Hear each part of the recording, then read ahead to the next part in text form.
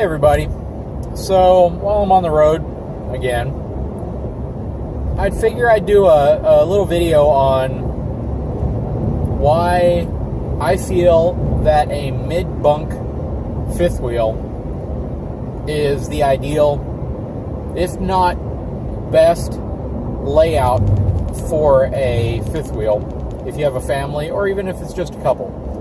Now, let me quantify that by saying that if you have a need for a toy hauler, or if you have a need for some other specific configuration because you have a very large family, a lot of kids, or you have a lot of toys that you like to take with you, ATVs, quads, and such, then yeah, a toy hauler or maybe even a large rear bunkhouse unit is probably better. But for the typical family of 2, 3, or 4, a couple with a child, a couple with 2 children, with the kids generally under 15 years old, I would say that the mid-bunk layout is probably the premier layout for that type of family.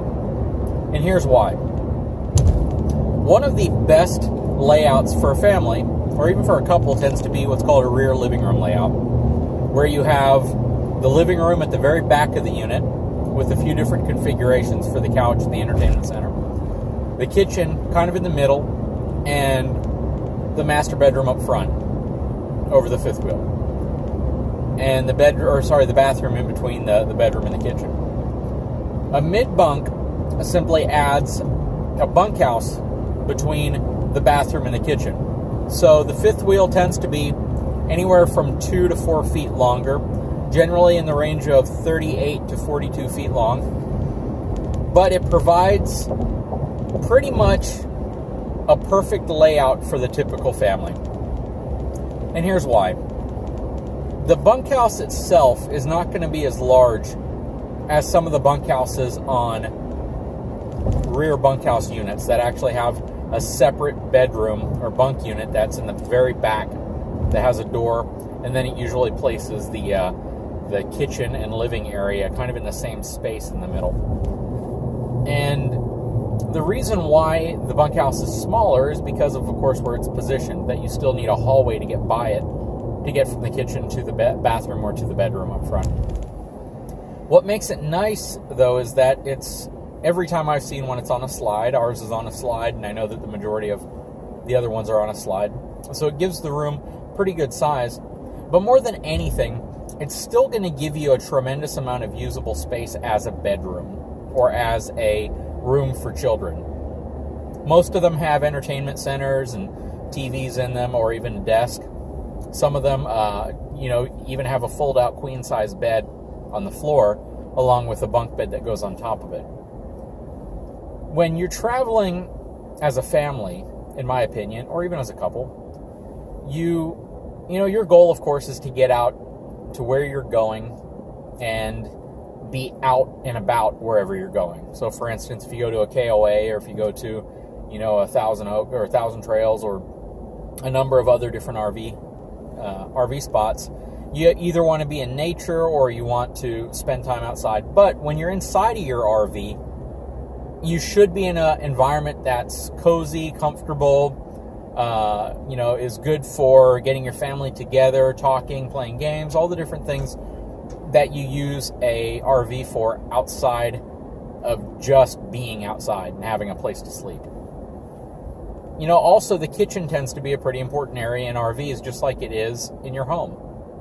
So a rear living room setup generally is the best space conducive for family get-togethers, because you usually are going to have a couch and a love seat in an L configuration. You might have opposing couch and love seat, but the floor space is generally very large because most rear living room setups are going to have opposing slides, or slides on each side, and it opens up to pretty much give you the entire width of the floor as usable space. Most of them are going to have an island or a bar configuration for the kitchen, so it still gives you a tremendous amount of kitchen space when you want people to either socialize around the kitchen, or even when you're cooking.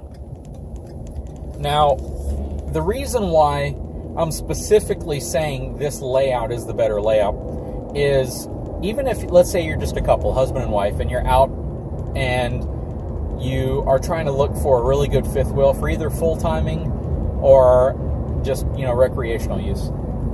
Having that bunkhouse in the center, it can be used for a number of other things. If you work on the road, it's a great office space. If you have guests over, it's a great guest bedroom. If you simply want an extra room for storage, it provides that. If you carry mountain bikes with you or bikes and different things and you don't want to store them outside, it's a good place to store them. It is just an extra room with a tremendous amount of usable space, while at the same time being able to have a really nice rear living room setup, a really good sized bathroom, and even a king or queen bed standard options for the majority of them.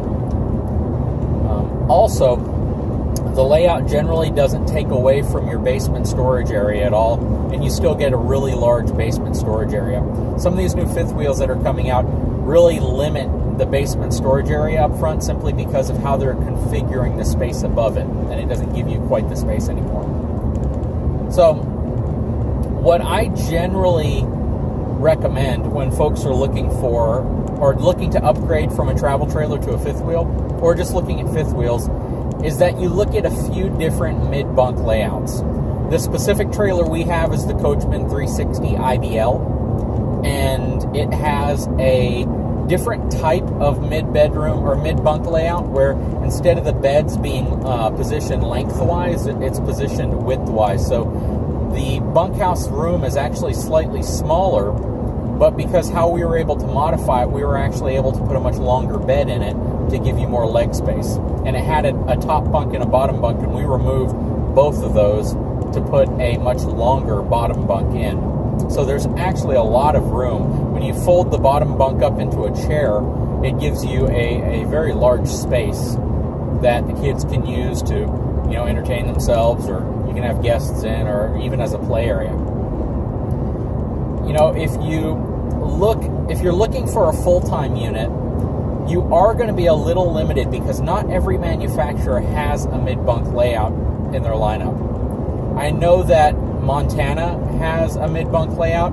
I don't specifically care for it, only because the way they designed the room, it's probably the smallest mid-bunk layout of them all. And what I mean by that is, even the length of the couch that's in that room is just awkwardly short. I believe it's only about 64 inches long. So if you have small children, it's probably fine. But if you have anybody, taller than 6 or 5'2", 5'4", in that range, it's going to be a little cramped.